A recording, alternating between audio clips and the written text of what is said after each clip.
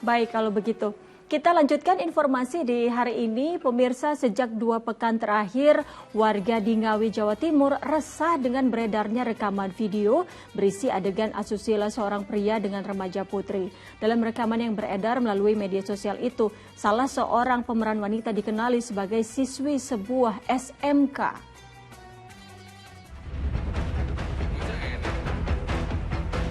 Beredarnya rekaman video yang berisi adegan mesum seorang pria dengan 2 remaja putri sejak 2 pekan terakhir meresahkan warga Ngawi, Jawa Timur.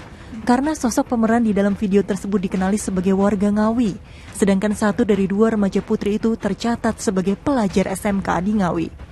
Karena itu setelah orang tua korban melapor, polisi langsung meringkus pemeran pria di dalam video tersebut yang bekerja sebagai penjaga keamanan sebuah SMP tempat salah satu korban pernah bersekolah.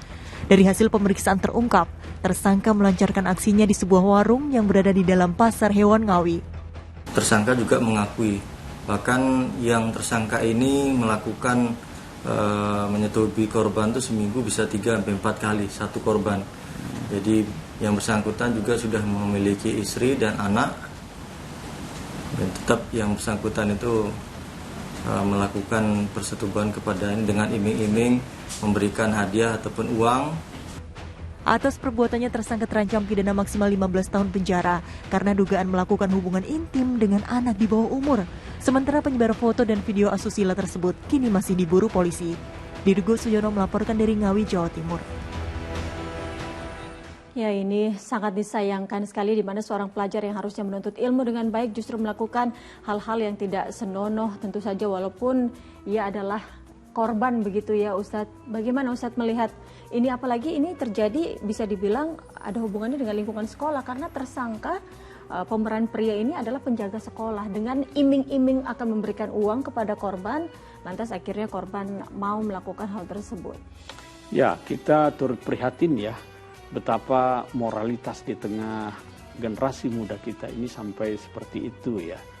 Dan ini tentu saja kalaupun itu dilakukan secara paksa ya, dengan berbagai cara, iming-iming dan lain sebagainya, sekali lagi itu tentu saja perbuatan yang bukan hanya tidak dibenarkan oleh agama, tetapi juga tidak dibenarkan secara moral maupun nilai-nilai kemanusiaan ya.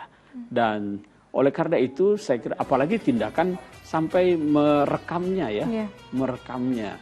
Ini kan tentu kita tidak tahu ya motifnya apa ya, tetapi namanya rekaman itu kan berpotensi untuk berpindah ya.